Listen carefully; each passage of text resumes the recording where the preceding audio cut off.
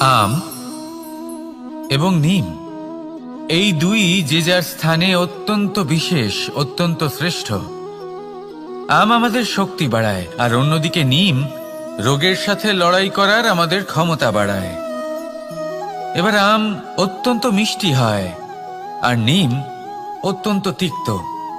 তাই এই কারণে কি নিমের নিরাশ হওয়া উচিত বা নিজেকে ঘৃণা করা উচিত? তার স্বাদ তিক্ত? কখনোই নয়। দেখুন, নিম তিক্ত, এতে নিমের কোনো দোষ নেই।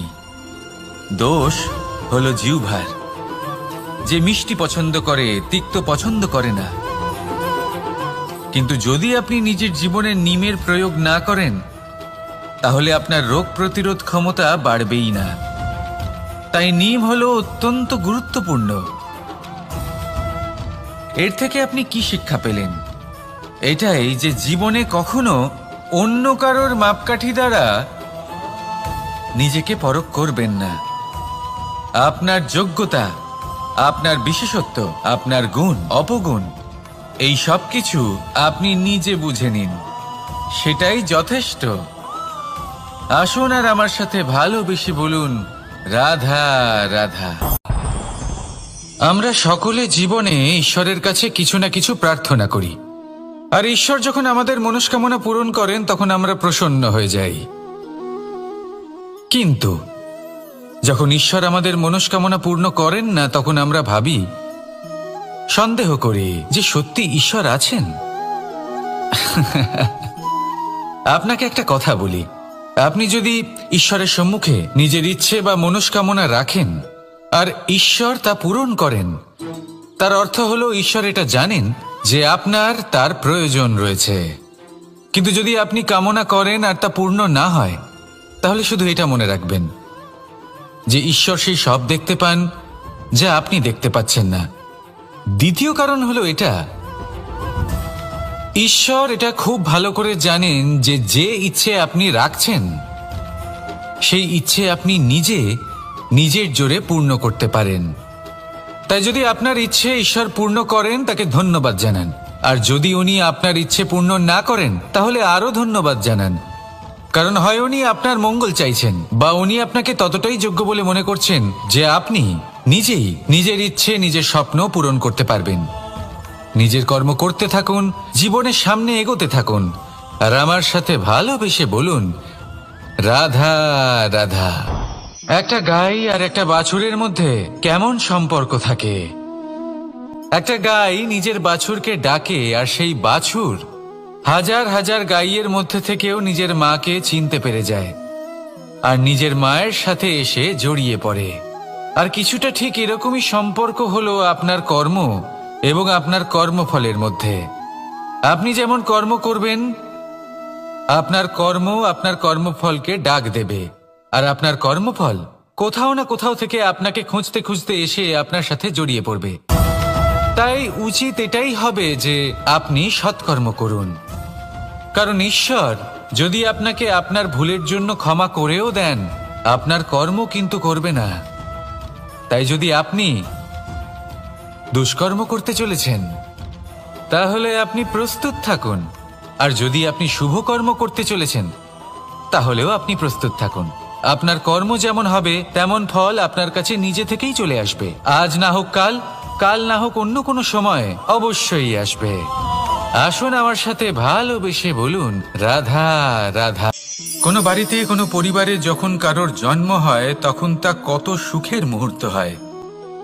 সেই ছোট্ট সন্তান যখন কিছুটা বড় হয়, সে হাঁটার চেষ্টা করে, আর সেই প্রক্রিয়াতেও খুব বড় একটা শিক্ষা লুকিয়ে রয়েছে, ঠেলে দেওয়া।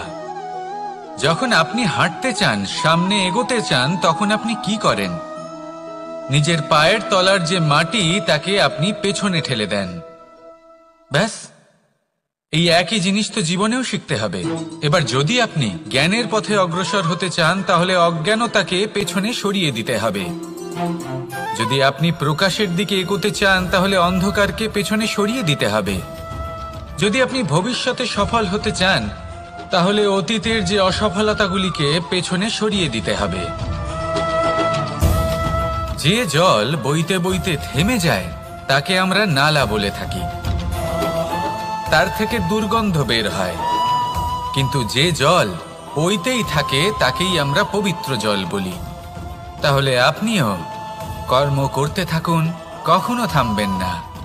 আর আমার সাথে ভালোবেসে বলুন, রাধা রাধা। যোগাসন। যোগাসনে আসন অত্যন্ত গুরুত্বপূর্ণ। এবার আমি বলবো সবথেকে শ্রেষ্ঠ আসন কোনটি। আশ্বাস। নিজেকে আশ্বস্ত করতে থাকুন যে আমি আছি, সব ঠিক হবে, যা হচ্ছে ভালোর জন্য হচ্ছে। এই আশ্বাস আপনাকে জীবনে এমন ধনাত্মক বিশ্বাস দেবে যে আপনি বড় বড় সমস্যার সমাধান করতে পারবেন। এবার যদি কথা বলি সবথেকে কঠিন সময়ের, তাহলে সেটা হলো বিচ্ছেদের। যা মা সীতাকে সহ্য করতে হয়েছে শ্রীরামের জন্য, রাধা কৃষ্ণকেও সহ্য করতে হয়েছে। যে ব্যক্তি বিচ্ছেদের সময় সঠিক পথে চলে এসেছে সে জীবনে অনেক শ্রেষ্ঠ স্থানে অবশ্যই পৌঁছতে পারবে। এবার যদি কথা বলি সবথেকে জরুরি এবং গুরুত্বপূর্ণ সময়ের, তাহলে সেটা হলো সংযোগ। সকলকে সাহায্য করতে থাকুন। আপনি অন্যদের সাহায্য করে তাদের যত আনন্দ দিতে পারবেন ততটাই আনন্দ আপনারও জীবনে অবশ্যই আসবে। আসুন আর আমার সাথে ভালোবেসে বলুন, রাধা রাধা। কামবোধ। এটাই আপনার অন্তরের প্রথম শত্রু। বেশিরভাগ মানুষই কামবোধ বলতে লালসা বোঝেন, কিন্তু এটা সম্পূর্ণ সত্য নয়। কামের আসল অর্থ হলো কামনা। এটা খুবই সহজ ব্যাপার। মনুষ্য শরীর থাকলে, মানুষের মন থাকলে এই কামনা অবশ্যই থাকবে। এবার এটাই দেখতে হবে যে এই কামনা নেতিবাচক কামনা নাকি ইতিবাচক কামনা। অন্য কারোর জিনিসে নজর দেওয়া, অন্য কোনো মানুষের উপর নজর দেওয়া, কোনো অনুচিত বস্তুর দিকে নজর দেওয়া, এই নেতিবাচক কামনা। আর এই দুষ্কামনা মানুষকে দিয়ে অপকর্ম করাবেই করাবে। তাই মনে রাখবেন, যে ব্যক্তি নিজের কামনাকে নিয়ন্ত্রণে রাখতে পারেন তিনি সঠিক পথেও থাকেন, সঠিক লক্ষ্যে পৌঁছতেও পারেন। যিনি কামনা নিয়ন্ত্রণে রাখতে পারেন না তিনি তার পথও হারিয়ে ফেলেন এবং লক্ষ্যচ্যুতও হন। তাই মনে রাখবেন, নিজের কামনাগুলিকে নিয়ন্ত্রণে রাখুন। কাম নামক এই শত্রুর ওপর বিজয় লাভ করুন। আর আমার সাথে ভালোবেসে বলুন, রাধা রাধা। আমাদের জীবনে দুই ধরনের সম্পত্তি হয়ে থাকে।